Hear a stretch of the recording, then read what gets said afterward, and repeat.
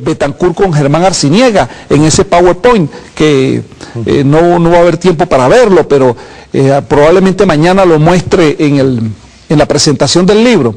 Entonces, tú te das cuenta que el Uribe, el Álvaro Uribe de 1963 en América Latina lo representa Rómulo Betancur. ¿Hay como una repetición histórica de los personajes? Sí, de los personajes. Es el que lidera la expulsión de Cuba de la OEA. Cosa que hubiese hecho, si hubiese tenido toda una América Latina con gobiernos miserables a favor de Estados Unidos. Lo hubiese hecho exactamente Uribe. Pero ese elemento, fíjate, santanderista, porque Uribe es un santanderista, ¿verdad? Y allá en Hato Grande, la hacienda que fue de Santander, es donde recibe a los presidentes, el Camp David de Colombia, a donde reciben a los presidentes. Bueno, y yo he visto a Álvaro Uribe, incluso hasta delante del presidente Chávez, defender a Santander. Y Betancur era exactamente de la filosofía de Santander, que proviene de la filosofía sensual de Jeremías Bentham, el liberal Jeremías Bentham, el que escribió el famoso libro de la defensa de la usura, que es un libro que decía, bueno, que robar al Estado, que si los comerciantes y toda esta gente robaban el Estado, eso era imperceptible, que eso no era malo. Y que eso estaba bien. ¿Por qué lo del calvinismo? Bueno, porque ellos, la propiedad... Y vamos a entrar a lo de... Sí, porque la propiedad privada, ellos convierten a la propiedad privada en el verdadero Dios del cristianismo. Defender la propiedad privada. Ese es el negocio, por eso es que tú ves ahora como el catolicismo y como esta gente que quedaron rezagados, y ahora la Iglesia Católica con estos señores porque este es un calvinista, Luis Ugalde es un calvinista, ¿verdad? Estos jesuitas que quieren ahora defender la propiedad privada y decir que el capitalismo no tiene nada de malo y que está muy bien que la Iglesia Católica se una a los negocios y tenga colegios privados y explote a la gente, que eso produce desarrollo en los países. Hay una cosa que me llama la atención del libro tuyo, que ellos hablan, entre Adriani, Gallegos y Betancur, hablan de traer blancos, sí, desde Europa, sí, para, quizás un poquito menospreciando, no un poquito, sino menospreciando al pueblo venezolano por sus características mestizas, pues, ¿verdad? Entre otras cosas, también él se burla de los héroes, de héroes como Sandino, ¿verdad? Sí, sí. De héroes como Sandino, de ahí su plan de irse anexando a toda la doctrina Monroe, ¿no? Ok, ahora, ¿qué es lo que sucede? ¿Por qué se empieza a hablar de esa, digamos, de esa importación de otra raza, de las razas europeas, quizás buscando el modelo norteamericano, porque ellos veían ya en el modelo norteamericano, en el WASP, veían el poder, la única forma de gobernar un país, o de desarrollarlo incluso? Sí, bueno, mira, porque nosotros siempre hemos creído que la única manera de salir de abajo es ser como los colonizadores, como los que vinieron de afuera a maltratarnos y destruirnos. Nosotros tenemos que parecernos a ellos para salir de abajo. Y tú ves que, mira, hay gente que incluso es negra y india y le meten ese lavado cerebral tan grande que dicen, no, mira, yo tengo antecedentes en alemanes. Y es una mentira, ¿no? Porque un alemán es una gran cosa y son monstruos. Porque los que se han matado como monstruos y han creado campos de concentración horribles y se han matado por millones son los europeos y los americanos. Y los norteamericanos. La Primera y Segunda Guerra Mundial fueron originarios. Mira, lo mejor que nosotros tenemos, y hay que decirlo, lo que nosotros tenemos que conservar y salvar es lo poco que nos queda de nosotros mismos, de las raíces profundas del indio y del negro que vino del África.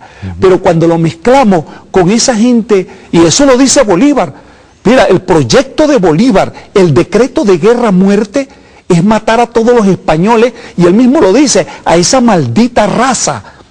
Y por eso es que Campo Elías, que era español, le dice, mira, Libertador, después que matemos a todos los españoles, yo me mato, para que no quede aquí nadie de esa maldita raza. Porque en realidad Bolívar conoció profundamente a los españoles. Él cuando va a España y ve eso que él dice, si nosotros llegamos a ver alguna vez grande a España, fue porque lo hicimos de rodillas. Eso cuando Bolívar lo dice, es porque conoce profundamente la miseria española y se da cuenta de que nosotros debemos hacer grandes esfuerzos para no parecernos en nada a los españoles. Y cuando aquí algunas personas comienzan a imitar a los norteamericanos, incluso Santander, que admira a Andrew Jackson y admira a Monroe, Bolívar dice, no hay cosa que yo deteste más que alguien que quiere imitar a los americanos del norte.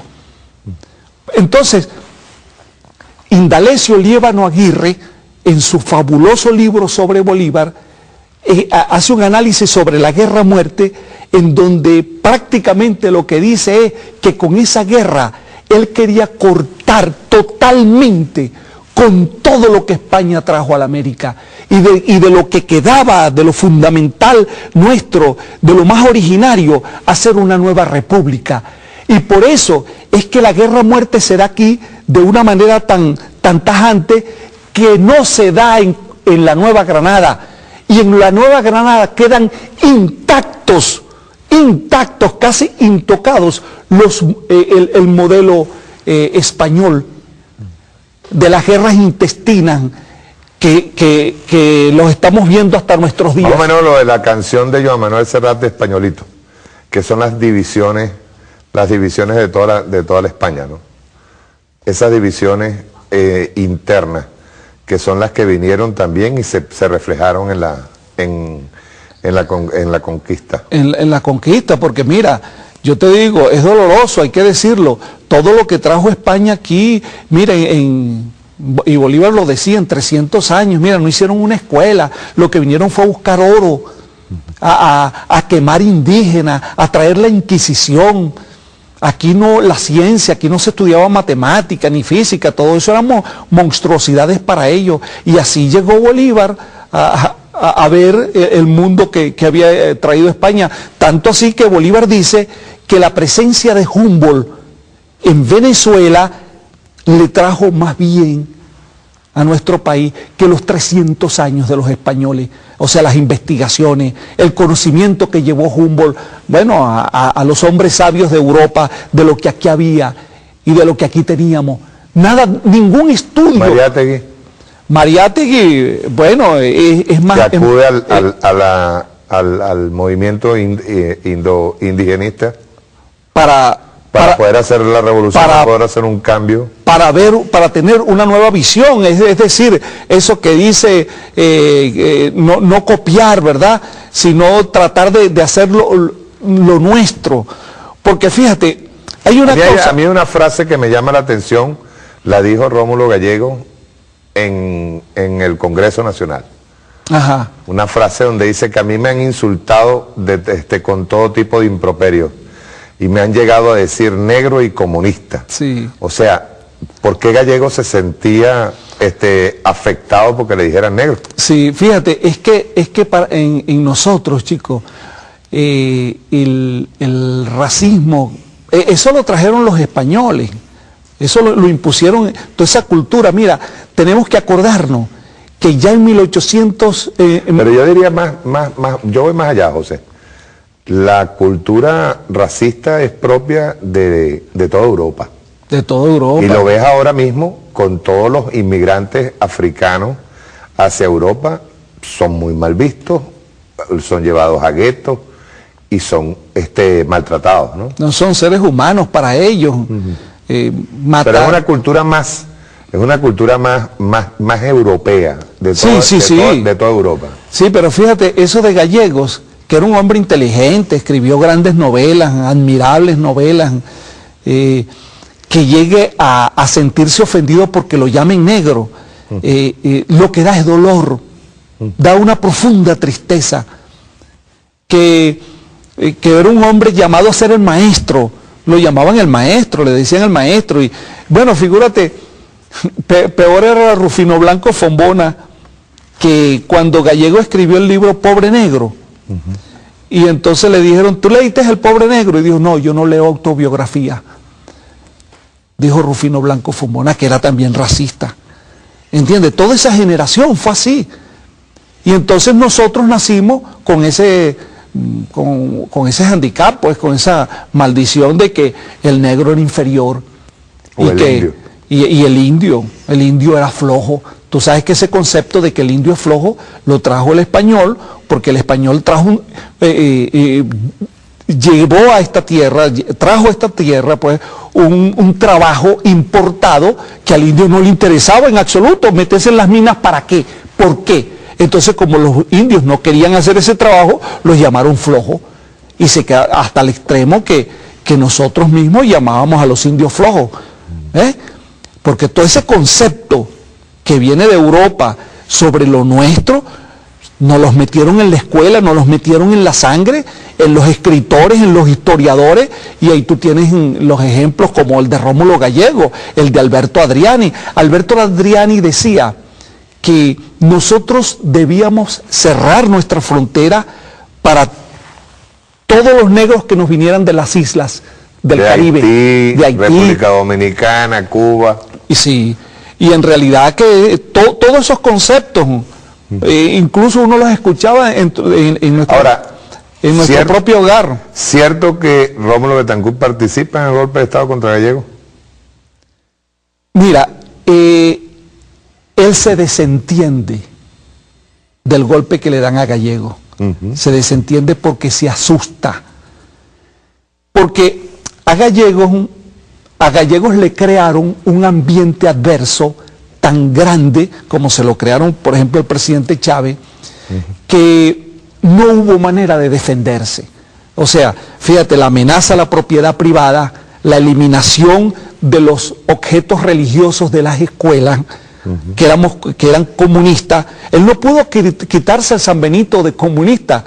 Y Donnelly, que era el embajador norteamericano en Venezuela, envió un informe al Departamento de Estado diciendo definitivamente hay que salir de los adecos, porque no podemos confiar en ellos. Ellos confiaban más en un militar como Pérez Jiménez. O sea, Pérez Jiménez les aseguraba mejor el negocio de las empresas petroleras en Venezuela. Aparte de eso, tenían toda Latinoamérica ya prácticamente asegurada con militares. No les interesaban los partidos políticos. Mira, ellos comenzaron a desconfiar de Acción Democrática, porque Acción Democrática tenía organización en los sindicatos, en los maestros, era una cosa más popular.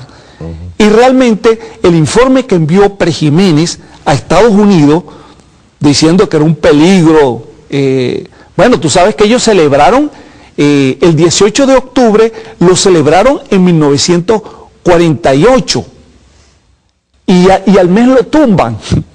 ¿Ves? Eso fue peligroso. Tú sabes que una de las cosas más importantes que yo he visto en Venezuela y que siempre me llamó la atención fue que el presidente Chávez siempre ha celebrado el 4 de febrero. Eso es clave, eso es importante. Y nunca, porque ¿qué hizo Betancourt después que tomó el poder? Betancourt se olvidó del 18 de octubre, porque él, como eso en definitiva terminó siendo un golpe de Estado y no una revolución, entonces comenzó a despreciarlo. Porque él comenzó a transformarse en otra cosa, a negar. Fíjate, porque... Con el caso de Medina Angarita, tú me dices acá, ponme un momentico la tabla que tengo ahora. Dice, todo comienza cuando Medina expulsa a Henry J. Linan. Ah, sí. ¿Quién era Henry J. Linan? Y llega como presidente de la Creole Arthur Profit. Arthur Profit, quien se entiende con Betancourt para el golpe de Estado. Sí. Bueno, fíjate, tú sabes que Linan, Henry Linan, le pide una audiencia a Medina para hablar. ¿Quién era él? Él era el presidente de la Creole. De la Creole Petroleum Corporation. Sí. Okay. Entonces,